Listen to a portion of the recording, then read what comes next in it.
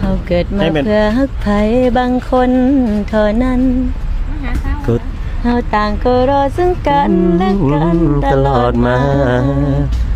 กี่ภพกี่ชาติที่เฮาคลาดคลากว่าสิพอได้สบสายตาอยู่ต่อหน้านี้พอกันแล้วบ่อยากให้จากกันไป